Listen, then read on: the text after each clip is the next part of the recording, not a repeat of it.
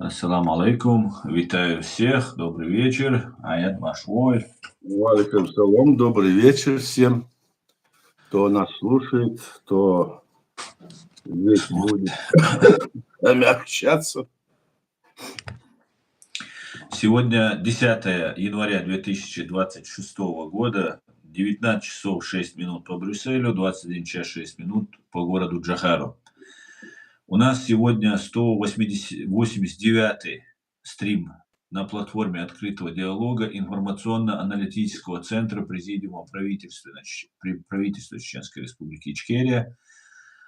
Сегодняшний наш стрим называется «Шок. Трамп захватил 5 российских танкеров за неделю». Об этом и про Иран, и многое другое мы можем поговорить, задавая вопросы Аяду Идигову, сопредседателю Президиума правительства Чеченской Республики Ичкерия. И всем тем напоминаю, кто находится в оккупированной Ичкерии либо фашистской России, пожалуйста, заботьтесь о вашей безопасности. Не распространяйте ссылку и не пишите комментарии, которые могут вас идентифицировать. Смотреть пока вроде бы безопасно вам, друзья. Стрим идет на официальной странице Президиума правительства Чеченской Республики Ичкерия в Телеграм. Вы можете зайти туда, поднять руку, вам предоставят слово и принять участие в нашей сегодняшней беседе. А также на канале YouTube Reality и на канале в TikTok. И я, как по традиции, передаю Аят вам слово. Добрый вечер, дорогие друзья. Я хочу начать с того, что сейчас сказал Аслан, что на оккупированной Чеченской Республике Ичкерия вот так вот, мол, будьте в безопасности, не делайте ничего такого, чтобы вас можно было, как говорится, вычислить и ничего не говорить. Что я хотел бы сказать по этому поводу? Я вот слушаю многие передачи, русские, разумеется, это понятно, и украинские, а большинство русские и украинские, и разного даже рода, не только это там постсоветское пространство. Они всегда, когда начинают говорить, говорят, так, вот они такие вот, мол, взяли советскую, мол, напали на Грузию, и, мол, это пошло. Получается, таким образом, эти люди, которые это говорят, они противники нашего государства, они противники международного права, они противники воли той, которую проявил наш народ и создал свое государство в рамках современного международного права. И когда мы это все сделали, еще 5 раз мы испытали агрессию против нашего государства, и теперь эти какие-то люди здесь, назвать их людьми мне трудно некоторые, может, ошибаются, но мы часто говорим, что наш народ точно так же во время распада Советского Союза создал свое государство строго в рамках современного права. И эти люди здесь пропагандируют линию о том, что нашего государства нет, что, мол, это все началось с нападения на Грузию. Дай Бог, чтобы они напали на Грузию. Мы не хотим этим восхваляться, что они на нас напали первым, но мы хотим, чтобы этот факт того, что это началось именно с нападения на Чеченскую Республику Ичкерия, которую мы создали тогда при развале, незаконном, скажем, развале Советского Союза в рамках законов СССР. Хотя мы могли все выйти из Советского Союза, как даже говорил сам Путин, СССР может и было возможно выйти из этой страны. А теперь Россия, мол, нет такого. Так что вот я посылаю свой посыл тем, которые это забывают. Мы все хорошо помним и видим вашу лексику, ваше утверждение о том, что оно вот так вот случилось. Ни один из них, который сегодня бьет себя в грудь и защищает Украину, завтра, если что-то изменится, они точно так же будут относиться потом и к Украине. Я хотел бы это напомнить. Именно потому, что чеченский народ, начиная с 91 года по, скажем, 2008, 2009, 2010 годы, то, что мы активно воевали против этой империи, остальные государства, которые вышли из Советского Союза, имели время для того, чтобы себе укрепиться и как государство состояться. Это время было дано сопротивлению нашего народа, которому ни один, скажем, руководитель этого постсоветского пространства не помогал. Ни одна, значит, сторона в мире не помогала, когда эта ложь лилась против нашего народа. Поэтому в этом вопросе я хотел бы сказать, не будьте такие лицемерны. Видна ваша лицемерность, когда вы такие вещи говорите. Но теперь перейдем к тому, что происходит в мире, то, что происходит сейчас.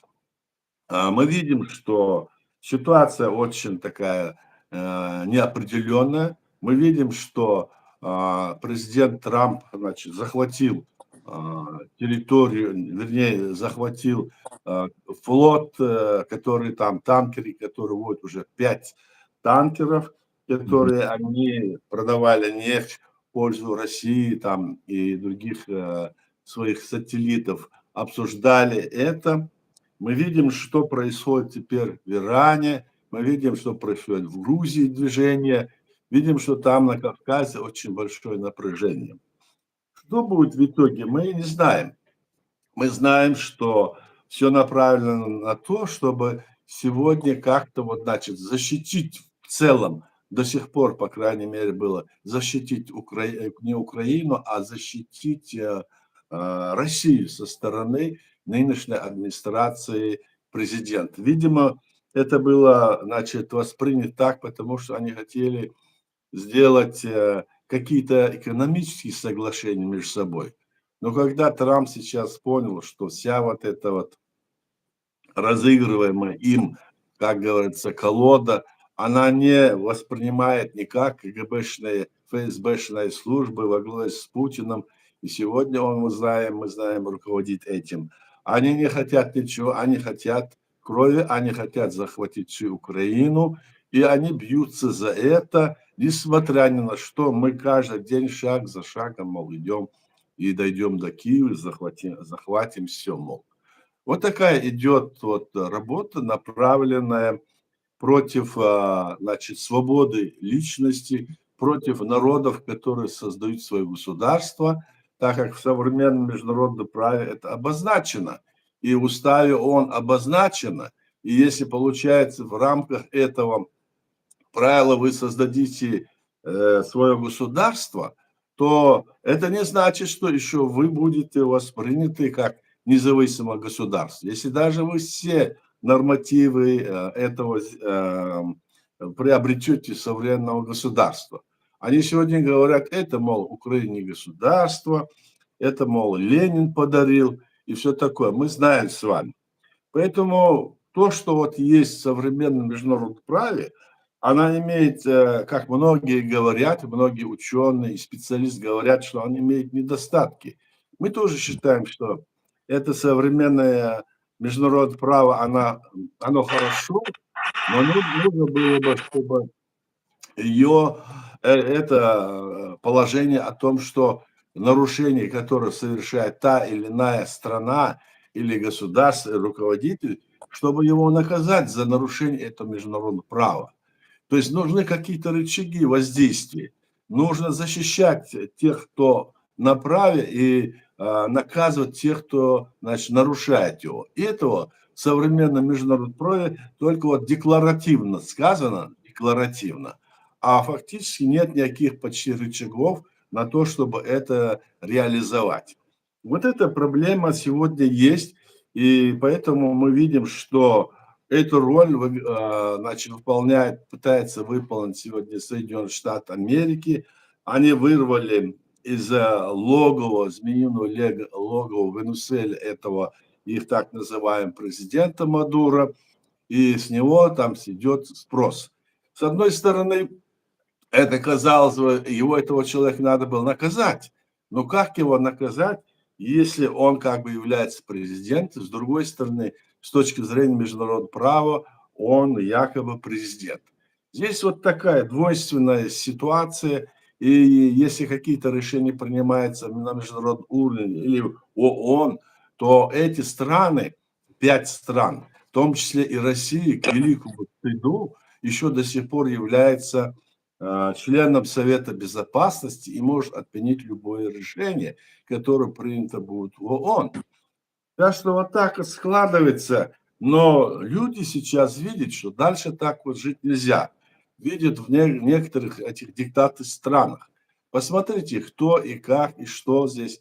Вот если вот, допустим, некоторые вот народы с нынешнего государства, империи, вот они, вот многие есть люди на Западе, которые говорят, что мы вот создадим государство, там Индия будет государством, там, значит, Татарстан будет государством, мы создадим обязательно. Или там, значит, Бурятия, Якутия, называя, можно их всех называть, что мы создадим государство.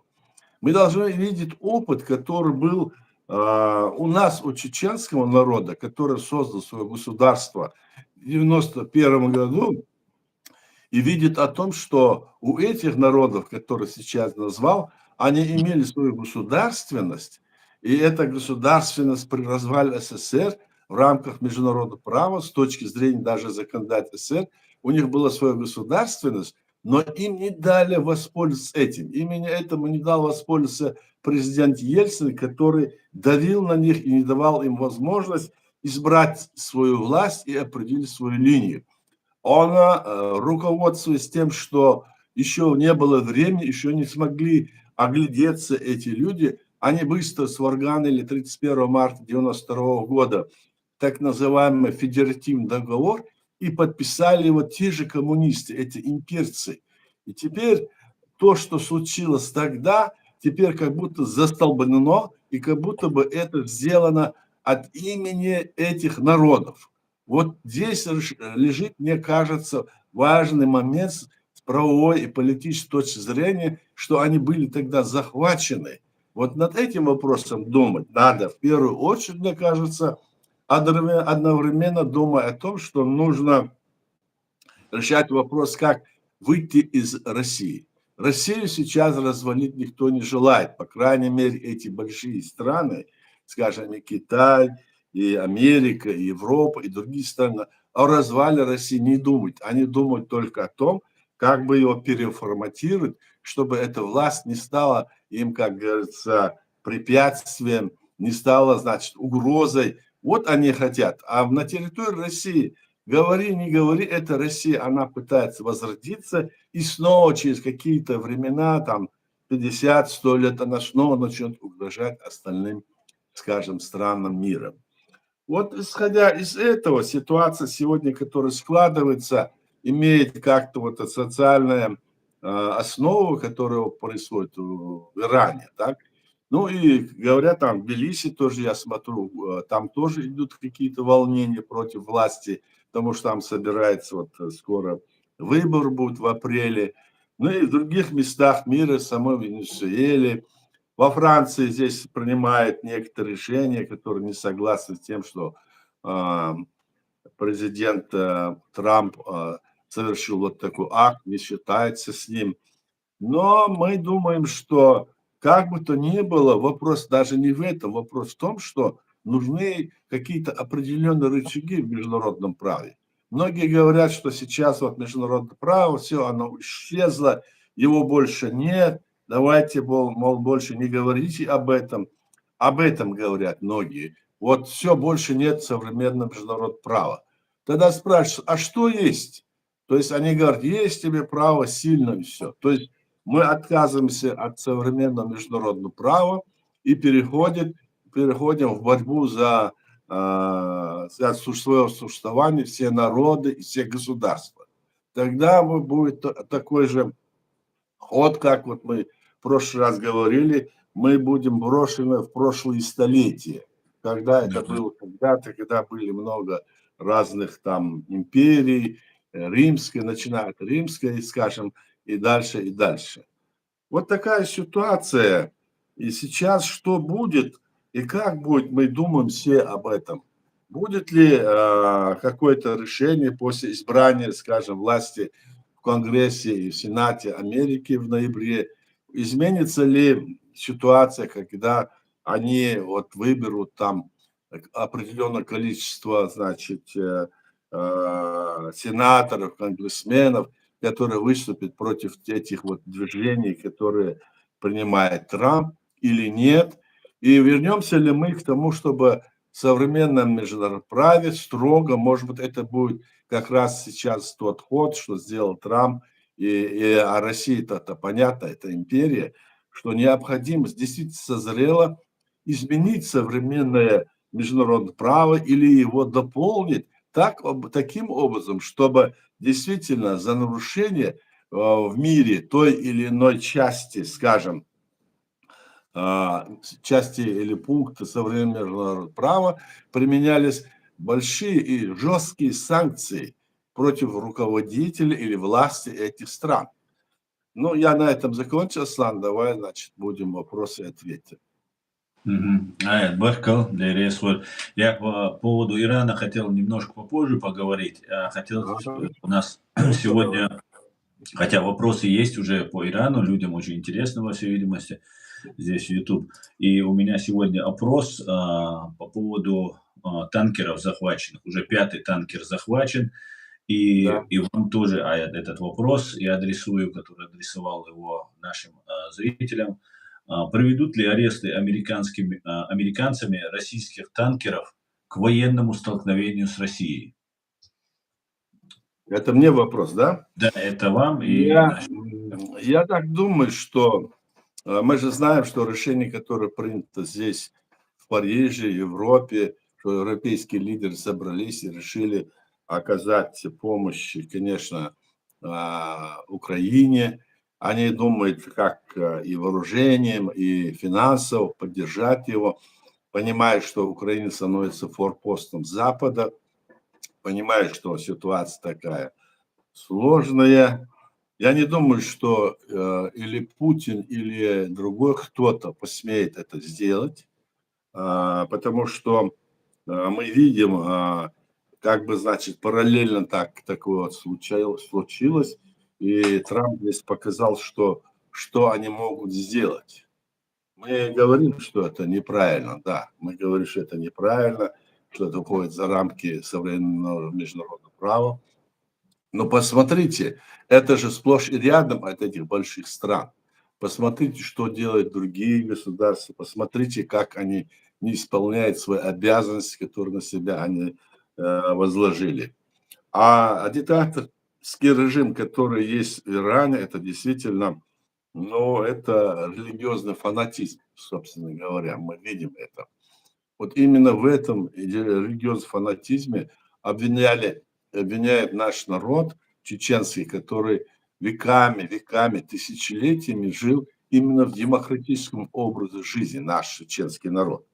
Мы всегда вот избирали свой парламент от каждой, скажем, общины или от каждой тысячи человек по одному, вот как последний раз был один представитель избирался в этот парламент, который назывался Мехкел, и управляли. То есть у нас никогда не было ни царей, ни князей, у нас не было ни рабов, поэтому мы никогда вот в это рабство, этот образ жизни, он у нас остался и в нашей крови, в наших мыслях есть он. А то, что вот таким образом эти вот страны вот дожили до этого времени, уже какой век уже пошел, а они до сих пор, значит, в религиозном фанатизме здесь вот себя куражат, показывают, что это объединяющая сила. Да, она объединяющая сила, и когда на наш народ напала Россия, у нас не было ничего. Однако народ понимал, что он будет биться против кто бы то ни был. И 5 агрессий мы выдержали, 5 агрессий. 4 в этих агрессиях мы изгоняли этого, не имея ничего, кроме того, что мы сами делали. Люди, все, что у них было, выходили, воевали, изгоняли этих варваров еще тогда. В 5-й агрессии, когда совершенно весь мир нас оболгали, называя нас террористами, бандитами, исламскими фундаментализмами. То есть я хочу сказать, что ситуация была такая, что если ты даже ничего вот эти вот все не имел, то нужно было отнять у противника, надо было отнять у русских, надо было, значит, их обойти, отнять у них танки, оружие, другое, все, что можно. И день, и ночь вся наша нация билась против этой русской армии. И какую жестокость она проявляла. Посмотрите на картинках, которые были, и на видео, что они делали против нашего народа. Поэтому сейчас в этих странах, где все зависит, конечно, вот там в Иране это поднялось, потому что там социальная ситуация, там на все стало, продукты питания и все другое стало гораздо дороже, и уже там идут вот эти митинги, движения, там уже есть убитые люди, вот до полусотни и больше, вот мне говорили, что сейчас уже говорят и около 200 человек убили, хотя это невозможно подсчитать, но идет вот этот процесс. Этот аятолла говорит, что он никуда не уйдет, что он будет биться. Ему, значит, советуют, вот давайте уходи в Москву и все такое ему предлагает. Он сидит, молчит, и, видимо, он ожидает, что Трамп ему что-то предложит. Может быть, они, значит, договорятся с Трампом, может быть, они скажут, давай, мы не будем больше с русскими, возможен такой вариант. Давай, значит, мы откроем санкции тебе, ты не открывай только свои эти ядерные испытания и живи себе нормально. Может быть, и на это пойдет эта ситуация. Такие варианты есть. С другой стороны, то, что сейчас делает Москва, активно, значит, со своими орешниками, кидая их уже на Украину, и в Киев, и, скажем, в районе Львова, убито очень много людей, но раненых много, хотя цифра пока не называется. Они как бы освоили это орешники и начинают здесь вот запугивать всех. В этой ситуации здесь поднялся вопрос, мы знаем о том, что вот премьер-министр Италии Мелони, она заявила, что как и Трамп, который делает вот эту, скажем, переговорный процесс, мы не должны, каждая из наших стран, там то ли Германия, то ли Франция, то ли другая страна, Италия, чтобы посылали поодиночке туда на встречу. Надо какого-нибудь переговорщика, как этот сделал Трамп, своего зятя и своего друга, вот такие вот, наделив этим полномочиями, чтобы они вели переговоры с Трампом. Тоже они раздумают, иначе она говорит, мы будем выброшены за процесс, который вот сейчас как-то разрывается. Он может какой-то номер выкинуть, они думают, они опасаются этого. Они хотят остановить эту войну на тех условиях, которые были вынесены. Вот такая ситуация. Конечно, вот я как раз и связываю, с Ираном могут они так решить. Не бомбами, снарядами, а может быть вот таким образом. Ислам. Бархаят, раз уже начали говорить про Иран, давайте перейдем к теме про Иран. Ну, здесь сперва по поводу американских танкеров, российских танкеров, арестованных американцами. Да, проголосовало 21%, нет 79%. Столкновение 79-80% говорят, что не будет. Это так. Если не забуду, еще в конце стрима еще раз подведу итоги этого голосования. Итак, по вопросам, Аят. По вопросам. Так, друзья, всех я вас приветствую. Шавига Маша Вой, шалом. Угу. Иране жесткие протесты, говорит Эркин, идут. Как думаете, снесут этого деда-радикала без 5 минут трупа?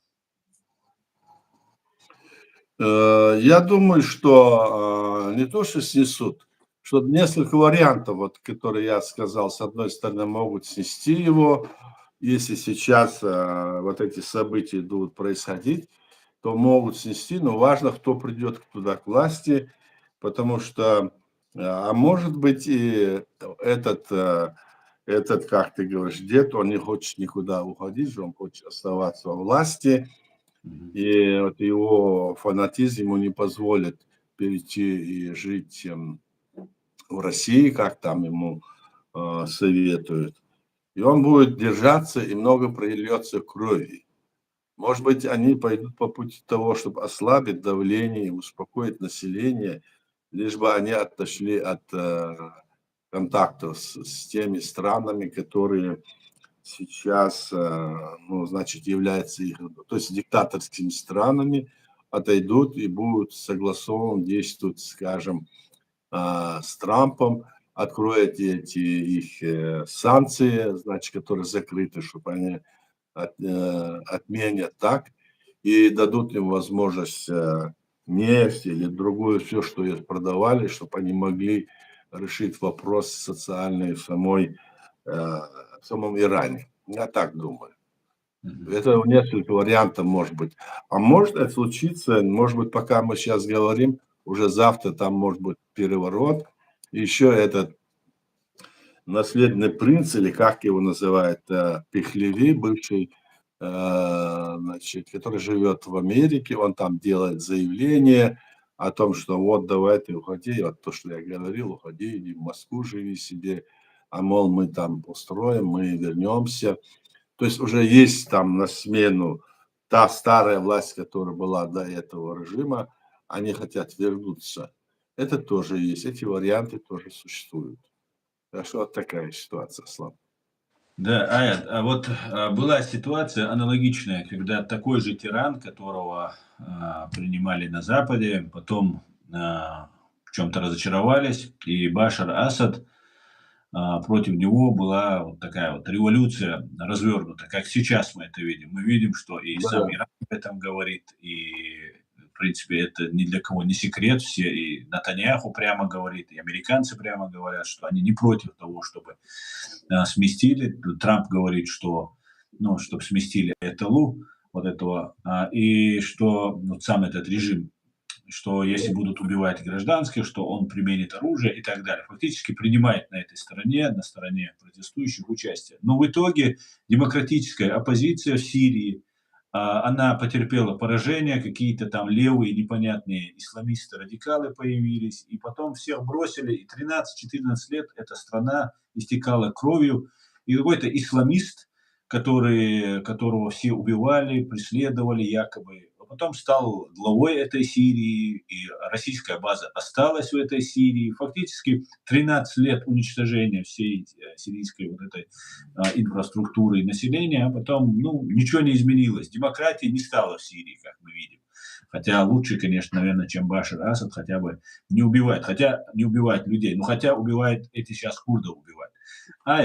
Вот у меня такой вопрос. Не может ли так получиться, что вот в этой огромном демократическом мире, на этом Западе, не нашлось в огромном Иране человека, которого поддержали бы не монарха, нормально демократических взглядов иранца, который бы, например, возглавил этот протест. И не получится ли так, что в итоге потом этот народ поборется, а потом скажут, ну ладно, не получилось у нас, ладно, сами как-нибудь разбирайтесь. И потом будет там такая долгая, как в Сирии, кровопролитная война. Как вы на это смотрите? Но сказать, что какую-то личность там поддержат, для этого должна быть какая-то там стихийно, чтобы это было, то Мгм. нужно действительно вот так может кто-то там выстоять или высветиться какой-то лидер, так? А с другой стороны, если там у них есть какие-то партии или движения, о которых ты примерно говоришь, и которые это бы движение возглавлял, вероятнее всего там это не может, потому что они душили всех там, кто против был. На религиозной основе, они же все вот это вот так вот душат каждого, они заставляют религию работать на себя, на власть Мгм. заставляет религию работать на себя. Хотя с религии точки зрения, мы всегда об этом говорим, что вера в Бога – это твое мировоззрение, и ты перед Всевышним ответственен сам за свое поведение. А то, что они там пытаются, скажем, из религии сделать военизированные движения, не обращая внимания на нынешний мир, на социальное состояние, что лучше умереть, чем жить в таком духе и на основе религии, это все больше терпит поражение, потому что здесь видно, что они, когда вот прозревают, видят, что ситуация как-то неуправляемая, и даже и социальное, и другое положение не устраивает, потому что все равно в этом мире-то надо жить и развиваться. Если это развитие в Иране, хотя это вот цивилизация уже тысячелетняя, как-то там в этом плане пока есть застор. Хотя есть у них, они развиваются, но если бы там было открыто все так вот развито, возможно, и, возможно, это зависит и от менталитета этой страны и народа, от той истории, которая у нее есть. Прийти и сейчас там сделать демократическую страну, это вопрос времени. Сразу нельзя экспортировать там демократию нельзя. Вот, допустим, для чеченского народа это обычное явление в жизни, а там все время было иначе. Поэтому здесь говорить о том, что вот так вот произойдет, как вот ты сказал, мне кажется, этот вопрос такой сомнительный. Нам нужно, чтобы они действительно, значит, понимали, что им в этом смысле, если они не будут нарушать правила международного права, не будут готовить атомные бомбы и будут мирно жить с окружением своим, которое с государствами, странами, то тогда они могут развиваться, мирно жить, и в процессе всего этого, может быть, они и перейдут на какие-то формы. Вот демократия, мы говорим, да, демократия, там основа, или есть основа такая, что если свободы нет личности, то она, значит, эта личность не развивается. То есть, если нет ее свободы, значит, она замкнута. Если нет вопроса, чтобы она, ей дать возможность управлять, значит, она замкнута, значит, она забита. Вот в этом смысл самой демократии. Если нет свободы лично, значит, она не может избрать себе, скажем, руководство страны открыто по своим мыслям. Поэтому здесь такие вопросы могут стать, влиять на ситуацию, скорее всего. Так что вот так, Руслан, мне кажется. Вот странник здесь пишет комментарий, но я хочу с этого сделать вам вопрос, задать вопрос, сформулировать из него вопрос. То, что происходит в Иране, выгодно в первую очередь России, утверждает странник. Вы считаете, выгодно это России или невыгодно? Я не думаю, что это России выгодно. Россия, если они были друзьями, подписывали там разные документы, правда, Иран с ними не подписал договор о взаимном сотрудничестве в военном плане. Они не подписали, они там экономически что-то подписывали. Поэтому Иран заранее, вот я помню, они не подписали такое соглашение, как они, допустим, подписали с Северной Кореей, Россия, так? И поэтому она вот в этом смысле, если даже есть сейчас, Россия же не может помочь. Россия не смогла же помочь и в Сирии, вот Асаду не смогла. Она не сможет помочь и другой стороне. Она всегда, как говорит, мы не бросаем своих, а всегда бросает. Она, значит, наоборот, всех тех, которых она говорит свои, хочет подвести их под свое влияние. И выгодно ли это России или нет? Скорее всего, невыгодно, потому что Иран в той или иной степени помогал России с этими дронами, еще какими-то делами они друг друга поддерживали. Мы это видели. Мне кажется так, Аслан. Баркал, Адересу. А как отразится, если вот это событие, ну, как бы некоторые аналитики утверждают, да и режим, как мы понимаем, очень долго и крепко стоит в Иране, что этот конфликт, вот эта гражданская война, которая сейчас разворачивается там, пока противостояние гражданское, оно может затянуться и произойдет фрагментация самого Ирана, там часть, например, азербайджанская часть может объявить о какой-нибудь независимости Азербайджана, туда приедет этот Пахлеви, там станет там монархом, там еще чего-то. И как это, если произойдет, это будет затягиваться, как это отразится на Кавказе в целом и, конечно же, нашей Чеченской Республике Ичкерия. Могут ли нас туда втянуть или как-то повлиять это на нас? Ну, понятно, на Кавказ это рядом, это можно как-то пытаться, особенно Азербайджан, на Грузию, на Армению, это может как-то отражаться, так? Но это целая страна, она будет в этом плане только стабилизироваться, если там изменится эта ситуация, и этот Мгм. фанатичный режим, если уйдет, мне так кажется.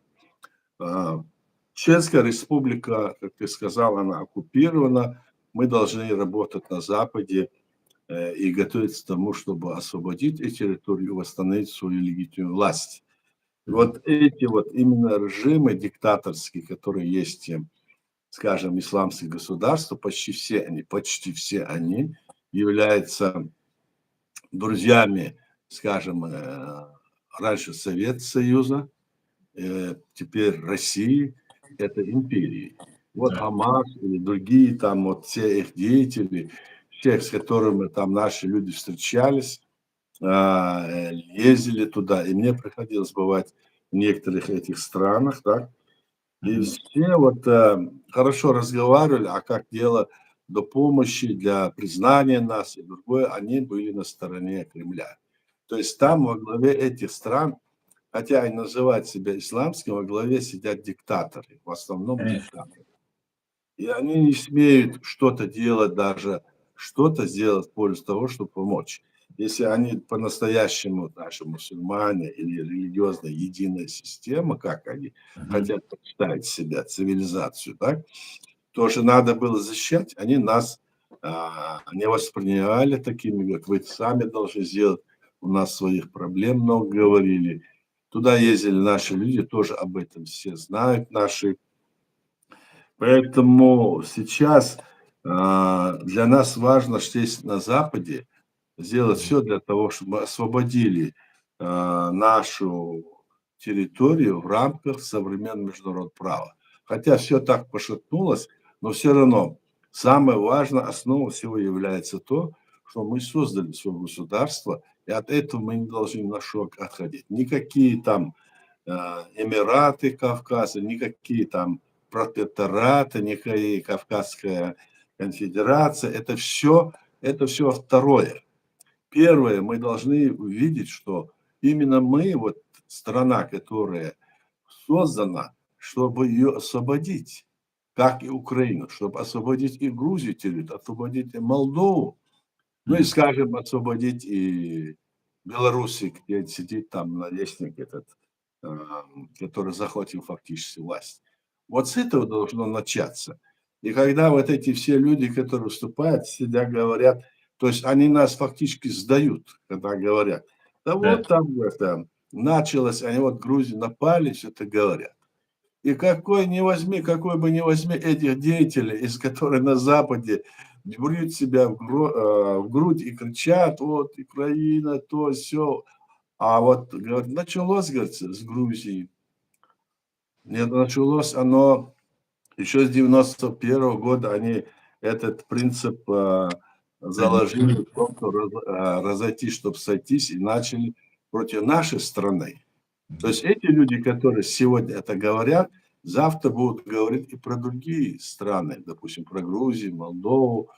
Вот у них нет вот этой моральной, вот этой составляющей. Они считают, что вот чеченский народ не должен иметь свое государство. Вот это в них и заключено. Так что в этом плане мы, чеченцы, должны понимать, что происходит, что является для нас опасным. Здесь на Западе мы должны работать, как мы работали с Украиной и с другими странами, должны работать по признанию нашего государства как оккупированного незаконно и геноцида нашего народа, который совершил этот Кремль нынешний. Вот наша задача. В то же время мы должны готовиться к тому, чтобы наши войны были на уровне современной, так сказать, техники и науки. Вот эту работу мы здесь и должны вести. А против этого у нас есть масса здесь людей, которые с многих времен, от самого начала вели здесь работу, которые говорили, нужно создать, там пойти туда. То есть они отдавали нашу территорию России, как вот эти вот сидящие русские говорят также. Тот, кто говорит, надо пойти создать, надо там, мы придем, это отменим, мы там сделаем то, или который говорит, нам не надо было создавать, и мы должны были у России спросить, Или там еще говорят, нам не надо признания. Они говорили, вот, наверное, понимаете, многие наши, которые здесь на Западе, этим занимались. Наша-то задача состоит в том, чтобы нам, вот здесь говорят, надо, чтобы был дружба всех. Дружба всех не бывает. Дружба всех была заключена еще в 90-м году на общенациональном съезде, где было принято о создании нашего государства, и которое было создано в рамках современного права. Вот эта дружба у нас есть. Надо соблюдать это, а не создать какую-то дружбу. Потому что у каждого своя здесь вот епархия, которую они под свое разум или под свое влияние хотят подтянуть нашу идею нашего народа о создании своего государства. Так что вот такая ситуация. И Кавказ – это, конечно, очень важный регион. И здесь, если Россия развалится, я не исключаю этого, да, то, конечно, тогда тоже мы должны действовать с этой точки зрения, что мы создали свое государство, и стараться помочь и остальным, если это возможно будет.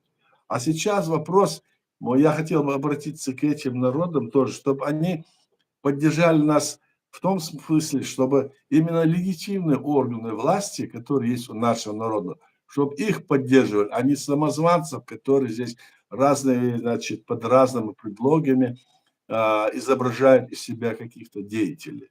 А единственный легитимный у нас является президент правительства Чеченской Республики Ичкерия.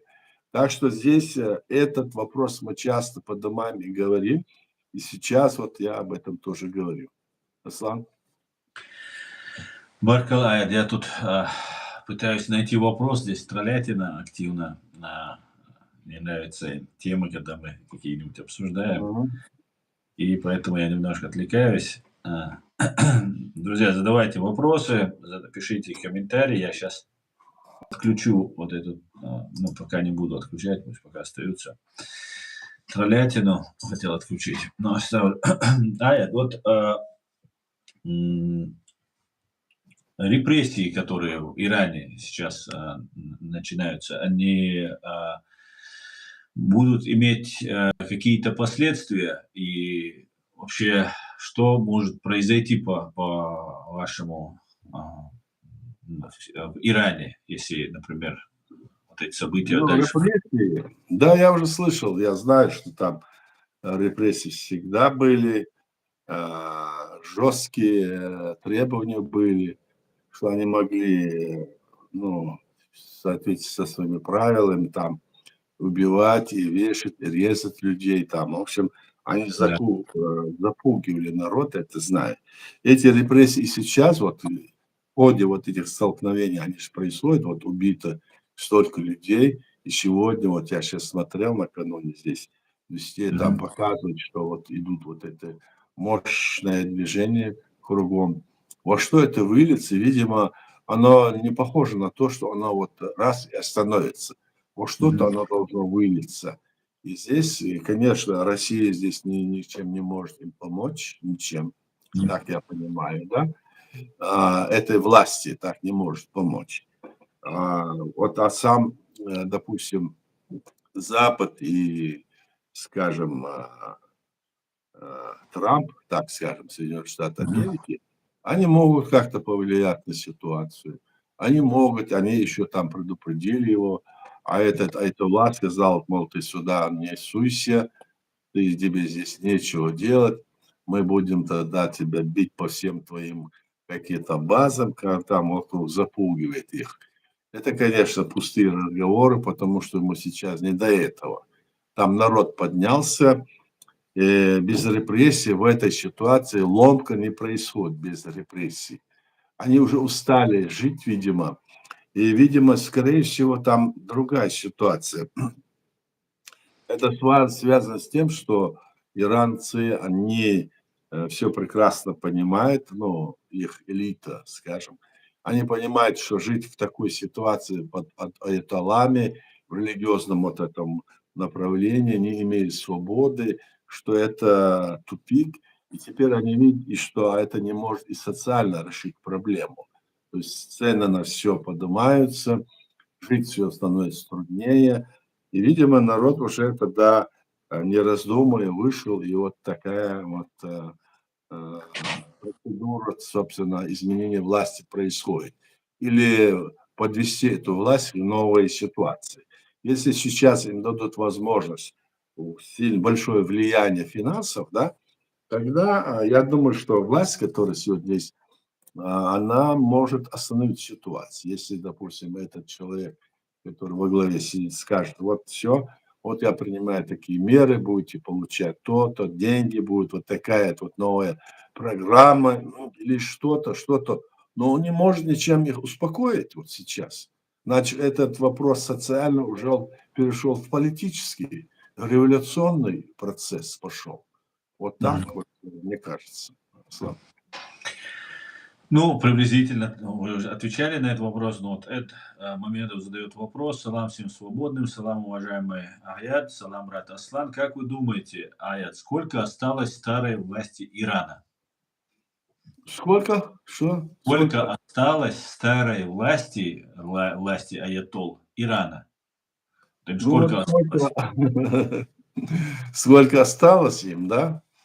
Ну, как сказать, сколько осталось? Но я чувствую недолго, потому что внутри там созрела ситуация, так, которая уже не воспринимает эту власть, которая в конечном итоге под этим жестким гнетом, и к тому же еще он вот так вот социально не может решить вопрос с остальным миром, находится под санкциями, начинает вот эти все нефть там тайно продавать, как Россия еще это делает, но теперь это не спасает.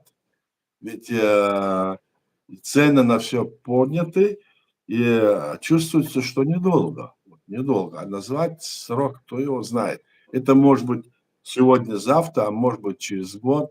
Так я думаю. Мгм. Да. Спасибо, спасибо. Аят, вот сейчас прошла такая новость интересная, что Дональд Трамп призвал Конгресс рассмотреть вопрос о поднятии бюджета Пентагону, военному ведомству, почти 1 триллиона, самого большого в истории человечества, да и в мире, из всех стран, до 1,5 триллиона долларов на 27 год. То есть в этом году, в 26 году, закладывается на 27 год на 1,5. Да. Говорит ли это о том, исходя из нашего опыта, мы тоже знаем, как Россия бюджет в войну против нас вкладывала, это говорит ли о том, что конец или вот 26 и 27 год это уже начало войны, большой войны, для которой нужны очень большие деньги? Как вы считаете? Но это, наверное, связано с тем, что они видят, что в современных условиях необходимы некоторые, ну, не то, что некоторые новые, значит, условия создаются в современном да, и что старыми бюджетами, которые у них было около 1 триллиона, они не управляются. И поэтому на 500 000 поднимает. Видно, им нужно заменить, я так понимаю, все свое вооружение, самое современное. Они хотят не отставать, наверное. Они хотят, наверное, подсчитали, я так думаю, подсчитали, что им нужно для того, чтобы вот изменить вот эту ситуацию со своей защитой или с Министерством войны. У них должно быть самое лучшее оружие, лучшая, скажем, ну, позиция в мире с военной точки зрения. Я думаю, что поэтому. В других странах, как мы видим, таких вот у многих стран, даже у больших стран, нет такого общего бюджета, как у них военный. Поэтому они, я так думаю, это направлено на то, чтобы все же Трамп хоть и говорил, я не буду больше на вас, как говорится, тратиться, мы не будем смотреть, мы уйдем от вас, там вот в Европе говорил, это все не надо.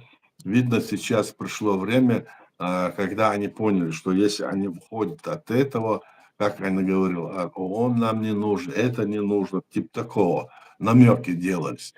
Видимо, они пересмотрели ситуацию и считают, что военный бюджет на будущий год может, на нынешний год, который уже, да, На будет, 27-й. На да, 27-й. на 27-й.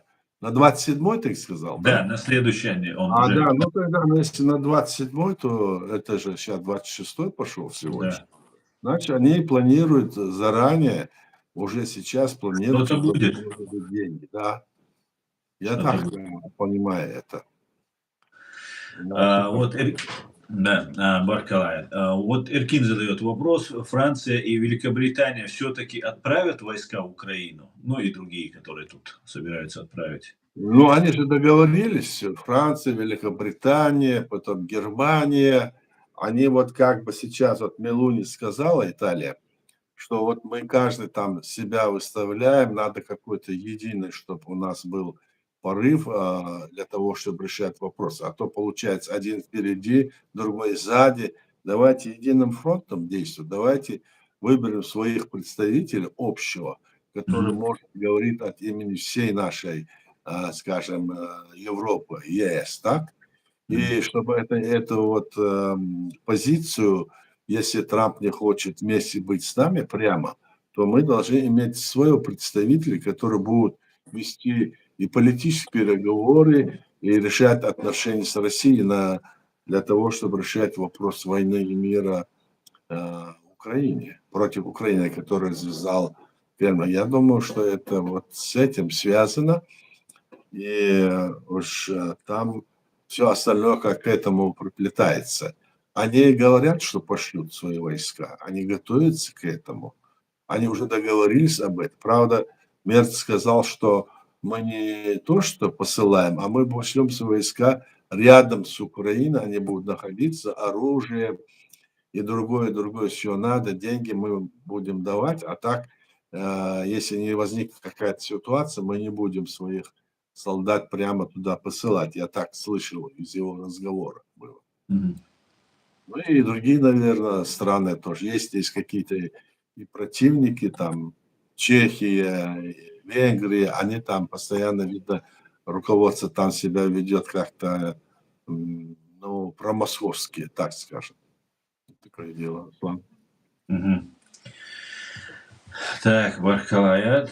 А, Ну, они ждут перемирия, чтобы вести свои войска, получается, да? Да, разумеется, они ждут этого. Ну, а Путин-то сейчас наплевал на это, он взял, кинул этот орешник, так, начал убивать еще больше. Это его ответ был, собственно говоря. Поэтому это Мелуни говорит, надо с ним говорить, он с ума сходит, типа такого. Надо с ним говорить, не то чтобы один там Трамп или его представители, вот это Келлог и этот Кушнир, его взять, чтобы они только. У нас должны быть свои люди, которые могут. Вот я думаю, поэтому это Мелони. И она сказала, с самого начала этот вопрос не был правильно решен. Вот так вот. Я слышу вот перевод там, разговор его, Мгм. ее, вернее. Наверное, это правильно, потому что получается, что вопрос-то сейчас стоит не об Америке, да, что то, что на Америку нападет Россия, а вопрос стоит о том, что Россия может напасть и на Европу, они же защищают себя, а они как бы в стороне стоят, а помогают то все. Теперь в политическом плане они тоже должны там участвовать и влиять, ну, допустим, своих посланников туда посылая, объясняя ситуации, решить вот так как я вижу это. Аслан?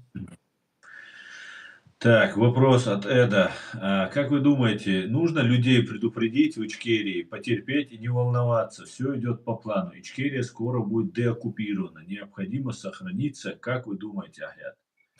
Я думаю, что они сами это хорошо понимают. Мы об этом часто говорим. Да, наш народ находится под пятой у Кремля, хотя они обзывают, что это все под властью там, марионеток, они сами плохие, они все это делают. А какая разница, эти марионетки или будут другие, или какой-нибудь русский там сядет. Для нас разницы нет. Для нас важно, что этот вопрос именно направлен кому? Именно Путину. Именно Путин является виновник этой. А до него был Ельцин, который тоже вот так себя вел. Это они развалили Советский Союз не по правилам, как было заложено в Советском Союзе, не по тем временам, а просто потом взяли управление вот этого развала, взяли в свои руки и вот создали вот эту Российскую Федерацию, новую империю. Поэтому наши люди, мы здесь вот говорим, пишем разные статьи, общаемся, рассказываем нашим людям, что это такое. И говорим, что мы должны вот здесь, в каком направлении мы должны действовать, везде и всюду, где бы ни находились, на нашей территории, которая оккупирована, или по всему миру. Мы должны к этому как-то, значит, а, усилить внимание и понять это. Вначале это надо понять. Вначале надо осознать, что без этого у нас может быть хуже. И если там какая-то там ситуация возникнет на территории Чечни, да, то я уверен, что там вот они строят многоэтажные дома, квартиры, все это не для чеченцев они строят.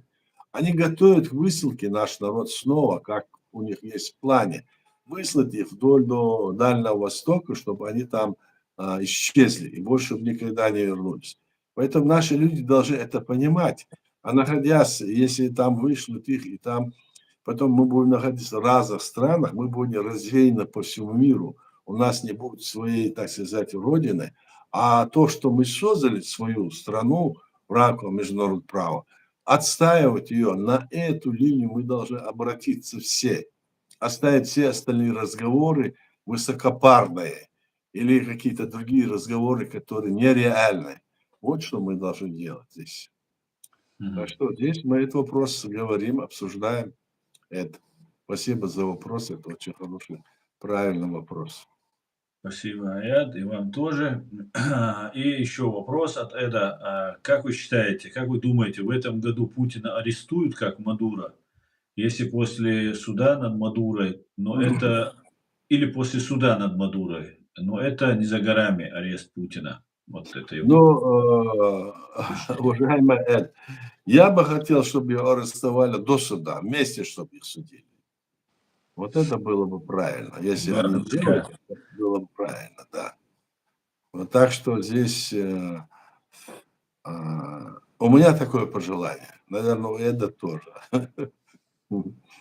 Да, вот такая ситуация. Вы сказали, что вот они могут там нам сделать депортацию и так далее, и так далее. Но в этом случае там какая-то провокация должна быть проведена против нас, получается, против чеченского народа, потому что много вооруженных людей у нас, и их просто так ведь не депортируешь. Начать войну, какую-то провокацию. Что вы считаете, могут Ну, они это сделать? провокация, создать там провокацию несложно. Сегодня они там изображают, что там люди, которые они поставили во власть, что они все могут, все им можно, допустимо. Фактически там же находятся, ты знаешь, войсковые соединения до 100 тысяч, что раньше было 150 тысяч людей, они вдоль по ущелье Аргуна и других местах на границе Грузии, они там все сидят, они никуда не делись, как вот говорят вот наши люди, кто там был, они там есть, они же там действительно, для чего они там сидят? Именно для того, чтобы если какое-то будет там движение, или понимая это, наши люди там пока осторожны. Поэтому мы говорим, что этот вопрос мы должны решать здесь на Западе, а некоторые из наших людей, которые приехали сюда, фактически, как обнаружилось, которые приехали сами беженцами, из себя изображают разных деятелей, а на самом деле в пользу Кремля работают. Вот мы об этом говорим. Здесь решать надо так, чтобы вот как Киев признал наше государство, что оно оккупировано, это должно быть заложено, чтобы остальные государства мира это знали. Будет, наверное, хорошо обратиться с этим вопросом к президенту Америки Трампу. Я вот думаю об этом, мы подумаем, и прямо, может, обратимся к нему, что такая ситуация и все такое. Мы это делали еще несколько лет назад, кандидату в президента одному из прошлых, но и обратиться и к другим странам. Мы сейчас вот говорим, что вот такая ситуация, и мы не можем дальше вот продолжать и вот таким образом быть в таком, скажем, в таком удручающем положении, как будто все, конец всему и все такое. А в то же время не видя, что может быть еще хуже, если мы не будем работать. Еще трагичнее может быть все. А эта империя, она такая. Она многие людей, многие народы Кавказа, она уничтожила, они исчезли. А как раз наш народ, один из тех народов, который против них все время поднимался и воевал. И они это знают. Даже в советское время, когда Россия, это в Советском Союзе, значит, на территории нашего Чечено-Ингушской республики не было ни одного, ни ноги солдата фашистской Германии, они обвинили весь народ, нас как предатели, враги народа, и выслали. Представляете? Просто повод взяли, выслали туда на вымирание, на вечное вымирание.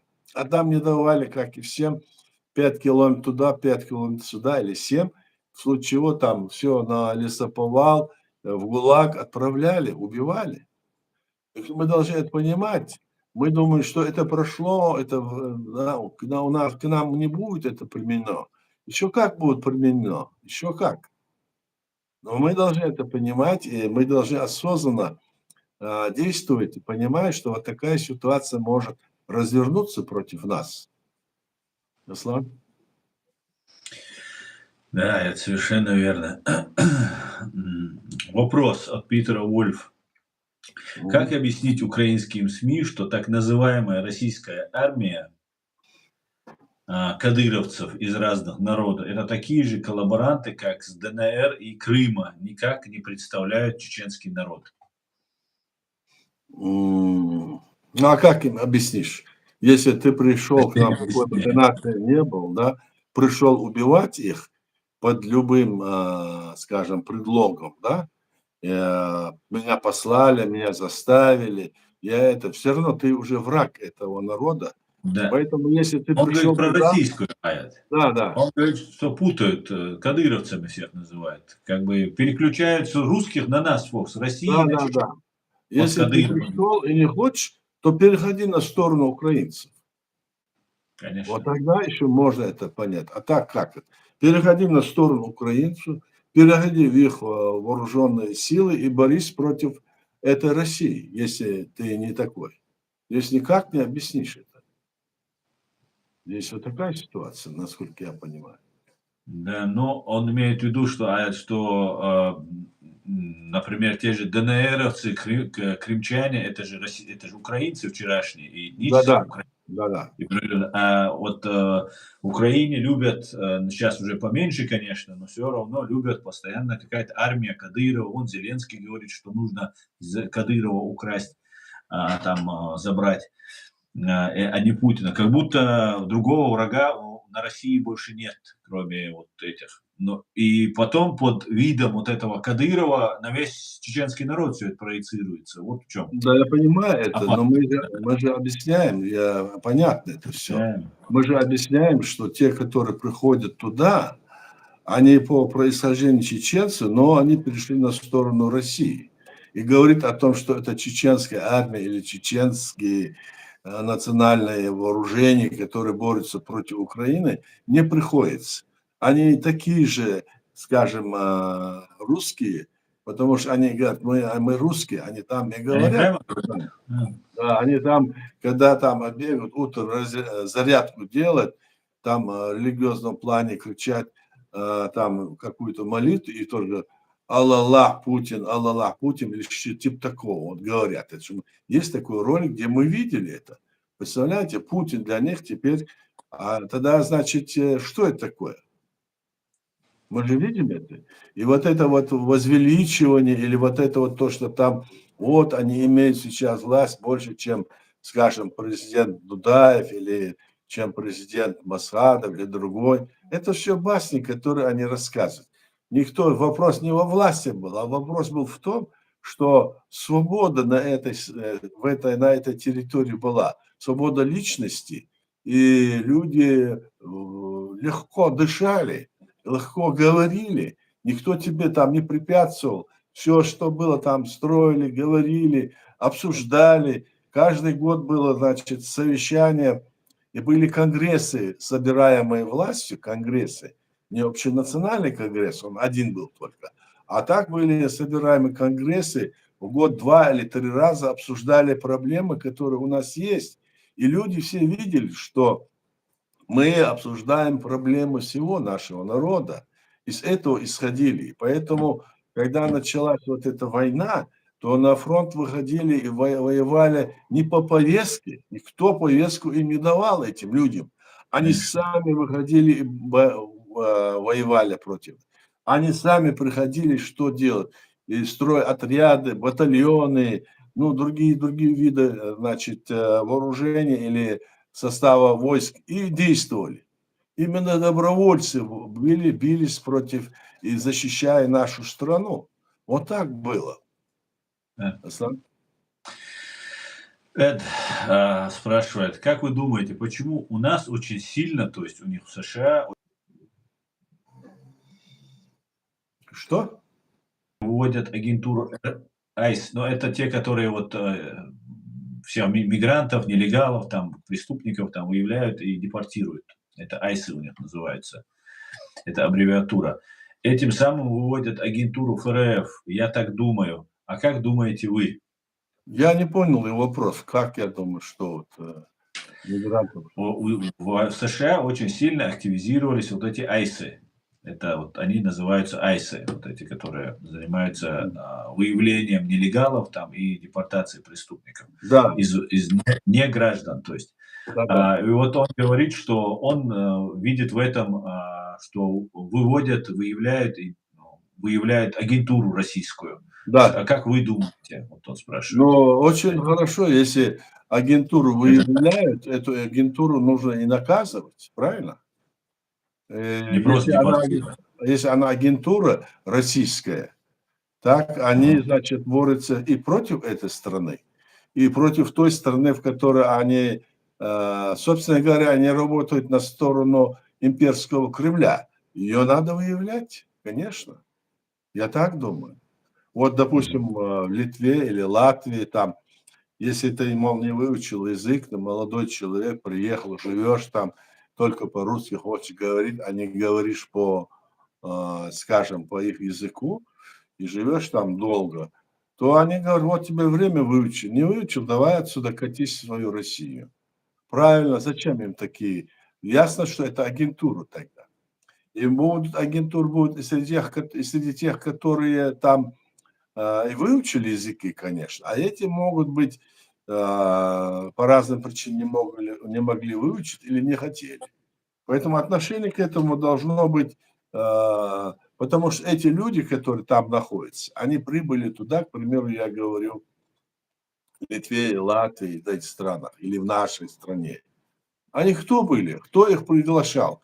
Это были захватчики, это были, скажем, участники военных действий, их деды, прадеды или они сами.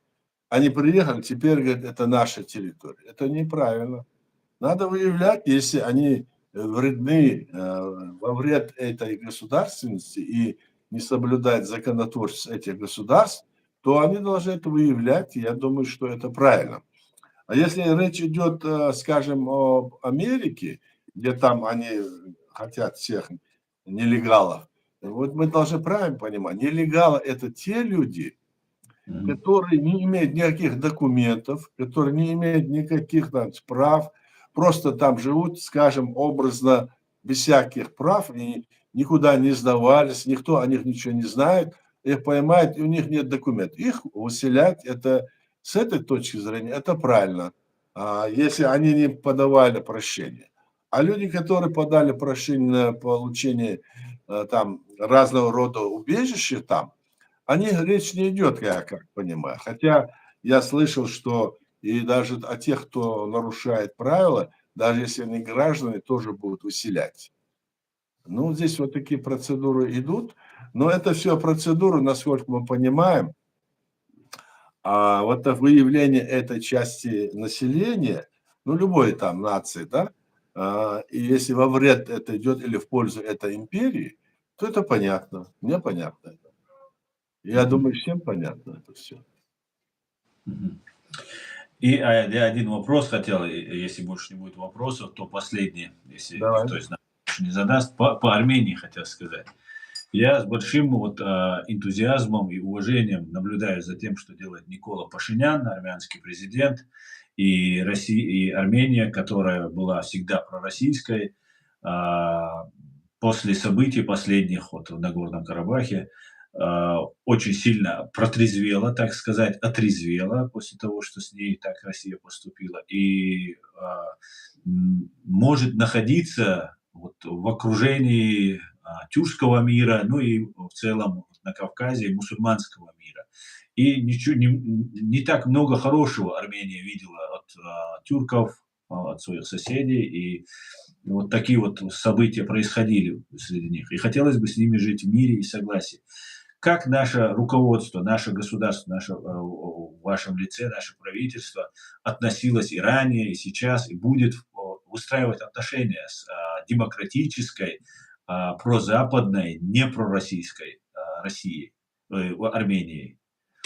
Ну, допустим, мы знали, я, допустим, знал, когда у нас в Чечении, Чеченской Республике, раньше при советское время многие армяне были там. Мы с ними очень даже ладили и дружили, вместе работали. Они прекрасно понимали всю эту историю.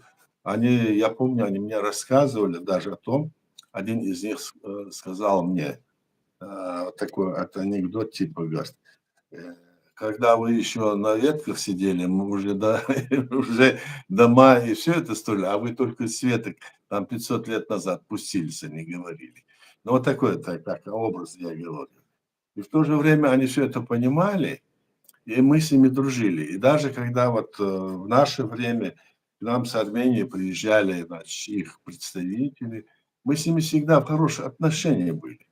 И то, что происходит сейчас в Армении, там, конечно, такая сложная ситуация.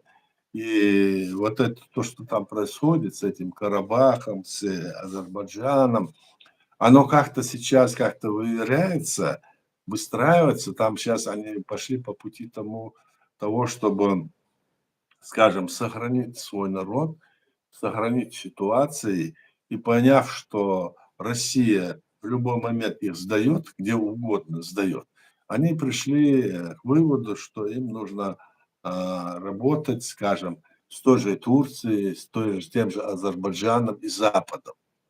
А армянская вот эта диаспора, она очень такая расширена, есть и во Франции, и в других странах, особенно во Франции, в Америке. Они как-то в этом вопросе тоже здесь мне приходилось с ними встречаться. По крайней мере, мы всегда с ними были в хороших отношениях.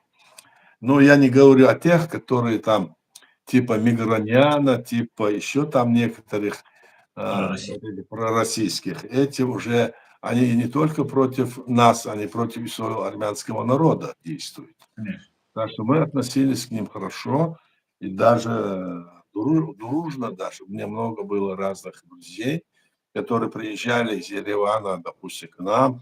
У меня жил один там человек, помню, он приехал к нам по производственным делам, потом мы общались. И сейчас даже у меня есть вот друзья, которые сейчас живут в Армении, я считаю, что мы друзья, и мы с ними общаемся, да. Вот что я думаю. Спасибо, спасибо, Аяд. И еще вопрос от Эда. Извините, Аяд, мы уже час просидели, но вопросы пока есть, хотелось бы задать. Как вы думаете, спрашивает Эд, если экономическая ситуация будет такая же, как в Иране, народ российский начнет волнение, бунт фашистской Российской Федерации? Разумеется, когда Советский Союз развалился, у них экономическая ситуация была такая, что я помню, как сейчас, мы по карточкам за хлебом стояли какое-то Да, время. я Да? помню. Да. В магазинах не было ничего. Ситуация была, и казалось, что это за страна, что это за государство, как это так? Да вообще это, зачем такая страна нужна оказалась? Посмотри, в то время это было так. Конечно, это будет так. Но сейчас оно как-то, вот видите, поддерживается этими странами, Китай, Индия, там, Северная Корея. Притом население относительно Китая и этих стран, оно не такое уж большое, 100, 120. Они говорят, на 150 миллионов. Ничего, Если у них там 150 миллионов, то более половины из них другие народы, так я думаю. Они все время приплюсовывают. Когда у нас было там где-то более миллиона человек, когда мы тогда делали перепись населения, правда, не успели еще закончить, но около миллиона определили, еще не успели закончить, война началась, так? А до этого нам говорили, что у нас чеченцев всего 700 тысяч. А мы там не успели еще там 2/3 только населения посчитали, а у нас было уже около миллиона наших людей. Они нас умещают, себе увеличивают количество. Так вот делают. Это было, да. Некоторые проводят подсчет по количеству употребления зерна и мучных продукций, по мучной продукции населения. И где-то около 90 миллионов насчитывается граждан России, всех населения. Я и говорю. Это они просто там приплюсовывают сами себе. У них же это как это все? Они же требуют, давайте, надо, рожайте детей, мы вам это не случайно. Вот такая ситуация, да. Мы знаем. Да, я думаю, миллионов 30, наверное, 40 это не русских, и миллионов 50, может быть, ну, до 60, 50, 60, может быть, именно вот русских быть. Нет, что не русских там было около 40 миллионов, это открыто говорили. Ну, тогда 50 миллионов. За это время они каждый год там за счет пьянства, наркотиков, там на дорогах, там. Ну, в общем, это дело такое связанное, которое они так вот высказывали. Это, конечно, потом будет видно, но это отражается на всю ситуацию. И поэтому они вот эти всякие движения там поднимают против других народов, которые там живут, азербайджанцы, чеченцы. Они говорят, вы уезжаете с нашей страны. Помнишь они? Вот эти азербайджанцы, вот эти, как их, турки, туркмены, казахи, еще какие-то, и чечены, наверное, добавлялись. Вопрос ставится, они забыли, что мы, они нас обозначили как часть России, а тут они нас обозначили наравне с теми. Вот вы нам мешаете. С иностранцами, да. Да. Они-то правильно сказали, очень даже правильно. Мы в этом... Поддерживаем, да. Только они признали наше государство. А власть не признает, а население признало наше государство, когда они это заявляли. То есть это у них выскочило изнутри, потому что это внутри у них сидит. Конечно. Он Навальный же ходил, хватит кормить Кавказ. Там, Да. Тоже из этой же оперы. Да. Хорошо. Ну вот на этой хорошей, веселой ноте, Аят, я предлагаю закончить наш сегодняшний стрим интереснейший. Давай. Дерез хуйну, Аят, да. Всем спасибо. Всем спасибо, друзья. Всего самого хорошего. Адикюэль Маш Оэль. До завтра. Адик.